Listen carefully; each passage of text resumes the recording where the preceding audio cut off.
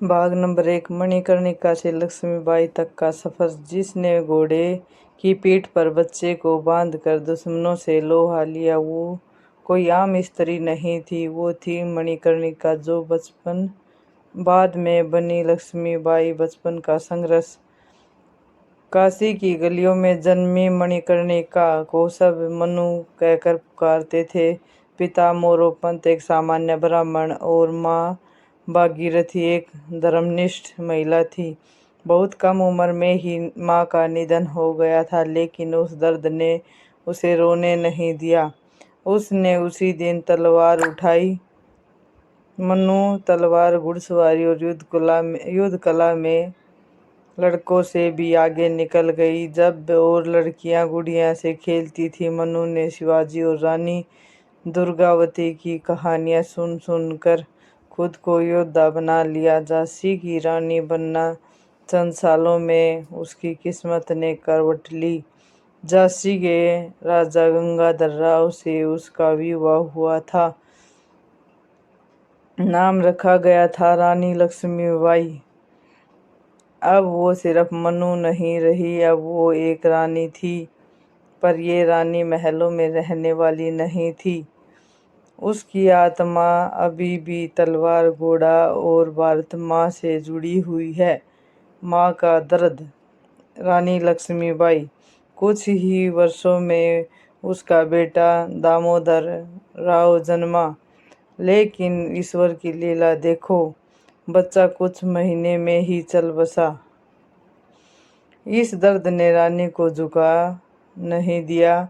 उसने एक बेटे को गोद लिया और उसे भी दामोदर राव का नाम दिया। पर अंग्रेजों को ये गोद लिया बेटा मंजूर नहीं था। रानी लक्ष्मीबाई, झांसी नहीं दूंगी। ब्रिटिश ईस्ट इंडिया कंपनी ने के तहत झांसी को हड़पने की कोशिश की, लेकिन रानी लक्ष्मीबाई ने सीधा जवाब दिया, मैं अपनी झांसी नहीं दूंगी। फिर युद्ध की तैयारी। रानी ने हथियार तैयार करवाए, महिलाओं को भी युद्ध कौशल सिखाया। वीरांगनाओं की एक सेना बनाई, जिनमें झलकारी बाई जैसी बहादुर महिलाएं थीं।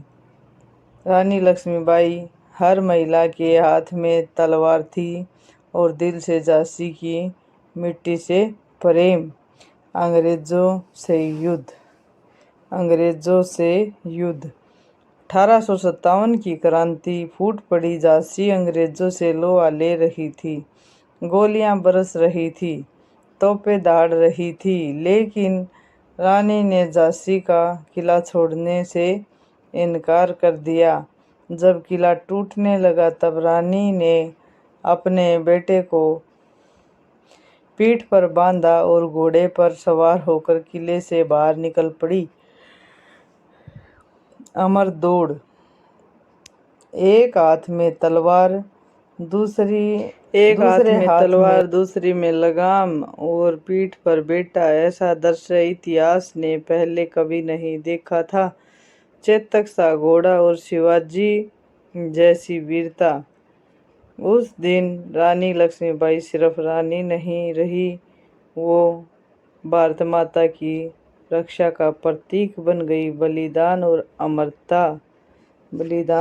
अमरता।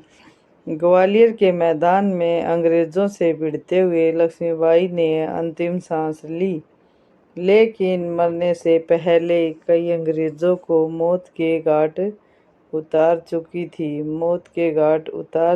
थी। उनकी लाश तब तक दुश्मनों के हाथ न लगे, उनके सिपाहियों ने उन्हें आग में समर्पित कर दिया। जय हो रानी लक्ष्मीबाई की। समापन। भावुक अंत। झांसी की रानी मरी नहीं, वो अमर हुई है। हर नारी, हर बच्चा आज भी जब उस कहानी को सुनता है तो उसकी रूह कांप उठती है, क्योंकि वो सिर्फ एक रानी नहीं, वो थी एक विचार, एक क्रांति, एक इतिहास। जय भारत, जय झांसी की रानी। कहानी अच्छी लगे तो लाइक सब्सक्राइब शेयर ज़रूर करना। धन्यवाद।